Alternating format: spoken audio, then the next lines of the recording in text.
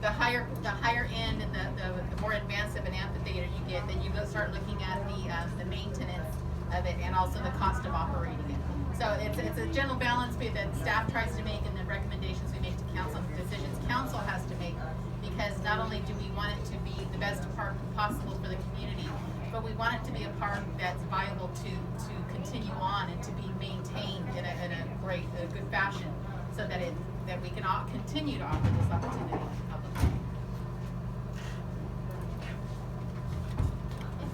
Yes. Tomas, we had a question here. Oh, sorry. Will there be like security? That's a good question. That's going to be up to budget and city. What kind of security are we talking about? Maybe I think it's thinking like someone. Like a person. Yeah. I would like. Do you feel like we need security? Would you feel comfortable if there was security there? Safer? I think we're hoping that with as much different activities that we have on here, it's going to be used by the whole public, that there'll be enough people and families around to feel safe for everybody to come and use the park. And then of course with all the lighting we're going to put in as well, we're hoping that alleviates a lot of the security concerns, as opposed to how the park is now, obviously with no lighting. There's just not much to do, so people can't really come to the park, and there isn't a whole lot to do here. So with as much activity we have here now, we're hoping that just tons of families come over every day and utilize the park. And if that happens, then I think everybody will feel safer, knowing there's a bunch of people here, like kids, families, using the park even when it gets dark, because it'll be well lit. So. That's a great question too. So thank you. Oh yeah, I just want to let you know, I'm glad you're saying something, and I thank you for that, because there's two of us that are going to eventually, that are here today, that are going to be making decisions, and so we're hearing you. And whether it's asking police officers to come by more often, whether it's asking firefighters, or whether it's private security, we'll try to figure something out, but we want you to know that we're hearing you. I just want to take a moment, thank everyone that's here, and I just want to go ahead and recognize Mr. Michael Minix from the Elementary School Board that's also here with us. Huge champion of the schools around, but I have to say specifically a huge advocate for Washington Elementary here. And so thank you for being here, Mr. Minix. You're welcome. I also sit on the Housing Authority, which impact the Eastside community. Perfect. Thank you so much. Here also. Oh, yeah. That was a good question. Thank you for asking. And then I guess can we go? I think you have another question. Oh, do you want to go over the logistics or? Well, one of the things we were working on was a very, very tight deadline, because the grant application was originally due on December 14th, and we were really concerned about causing a few more gray hairs in Mr. Villaverde's head because of it, trying to get this application done in time. We were very fortunate that we received notification from the state of California that they have extended the deadline into March. So that gives us time for Javier to be able to do his thorough, the final design concept, plus he's got to do pricing, and we've got to do grant applications. So it's helping us to be able to do this. So yes, the grant applications have been moved to March.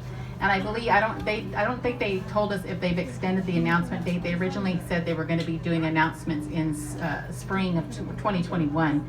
Given that they have moved the deadline to just before spring of 2021, I'm guessing that they will move the announcement later on in the year.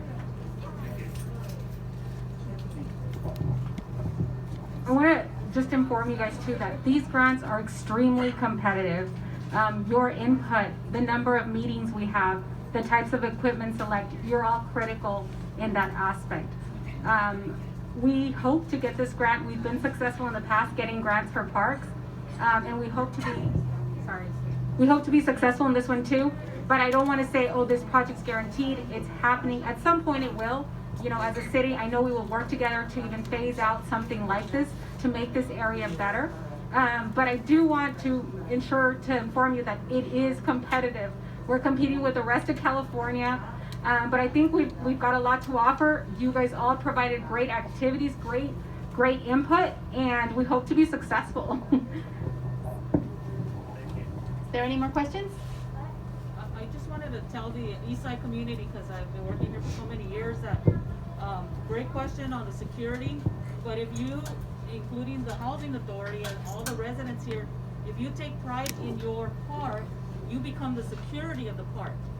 The other thing too, I'm gonna switch hats here, if we start getting more people from this community writing letters to the state, telling them this is what we want in this park, but we even put the grant, it gives you also a couple of points.